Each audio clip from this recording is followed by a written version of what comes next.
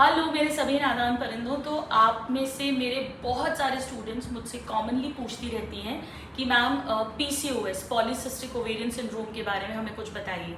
तो आज मैं आपको उनसे बात करवाती हूँ जिन्होंने मुझे पीसीओएस सिखाया है, मेरी मेंटोर, मेरी गुरुमा डॉक्टर अर्चना बसेर मैम। तो मैम मेरे बहुत सारी फीमेल स्टूडेंट्स जो हैं गर्ल्स बहुत वरिड रहती हैं because of PCOS. So can you guide them a little bit कि ये क्यों होता है, क्या ये कोई डिजीज है या it's just a hormonal imbalance, how much they need to worry at this stage and what precautions can they take.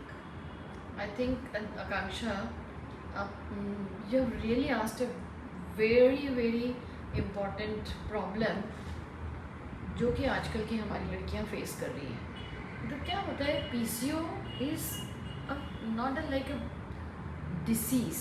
It is not a disease. It is just a variation. Yes. Right? Like some people in the population are a different color, some people are different height. So same way, ovary is a part of the like a reproductive system in women, and the ovaries may be small, ovaries may be big. It is kind of a different kind of hormone, but it was labeled as a PCO by Sten Leventhal in 1935. Since then यही terminology use में आ रही है।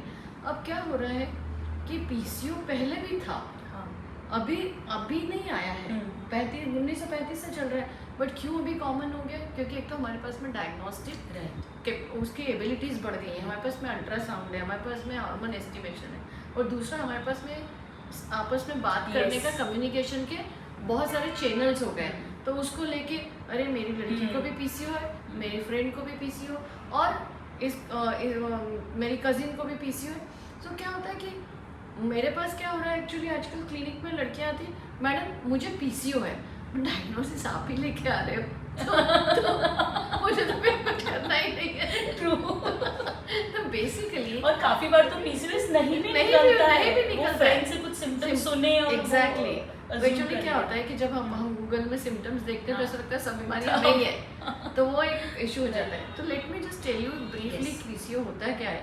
PCO एक प्रकार का, जैसे ovaries में multiple follicles develop हो जाते हैं। It is we do not know what exactly causes this, but it is a kind of a hyperandrogenism, means थोड़े से हार्मोन्स इम्बैलेंस होते हैं। दैट एक ओव्यूलेशन जो लड़कियों में होता है वो ओव्यूलेशन नहीं हो पाता है मंथली, तो सारे एग्स आप समझ लीजिए कि एक ही जगह पे इकट्ठा हो जाते हैं। So that is one thing. उसकी वजह से atmosphere, like when there is a lot of crowding at one place, तो एटमॉस्फेयर हो जाता है डिफरेंट। एटमॉस्फेयर डिफरेंट हो जाता है तो राइट काइंड ऑफ हार्मोन्स नहीं निकलते। So it's like kind of A vicious circle. So and more immature eggs starts collecting। तो बहुत सारे immature eggs जब कलेक्ट होते हैं तो फिर इस्ट्रेऑल इकट्ठा हो जाता है, एंड्रोजन्स इकट्ठे हो जाते हैं, then that leads to lot of hirsutism, acne, menstrual irregularities, और उसकी वजह से वेट भी बढ़ता है। कई बार वेट होता है, कई बार कम होता है, लीन PCO, कई बार obese PCO।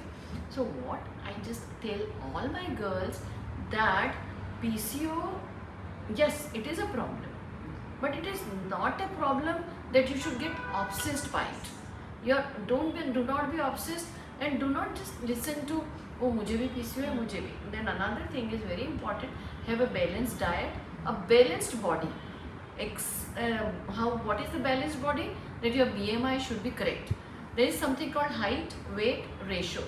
So if your BMI is correct, do not perish that you are not eating and oh my god I'll get PCO, so you're not eating. That is also not correct. It is never like over dieting or under dieting. You should have a right kind of nutrition and an appropriate diet and exercises.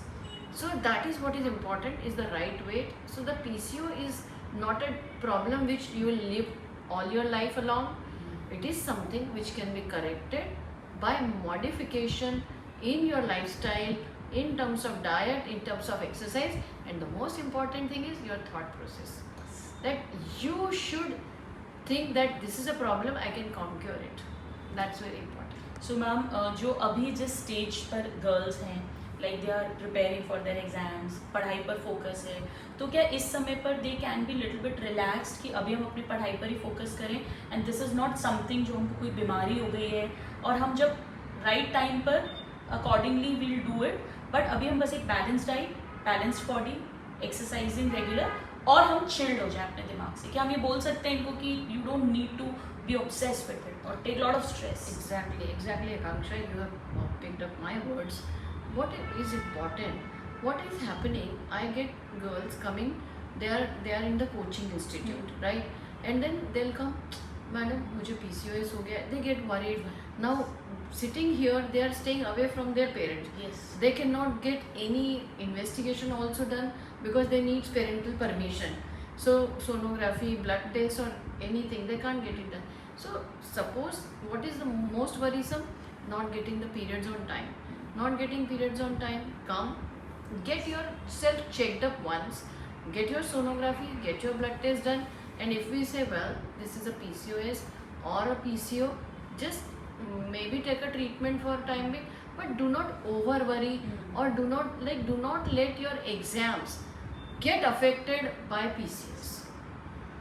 That is the most important message I want to give. Yes, और उसके बाद हम लोग तो हैं ही ma'am इनके लिए, एक बार वंस दे बिकम डॉक्टर्स, फिर अपन तो हैं इनके ट्रीटमेंट के लिए, कोई दिक्कत आएगी तो खुद ही ट्रीट नहीं करने के क्या, एक बार डॉक्टर बन जाएंगे तो हमारे फिर हो गया.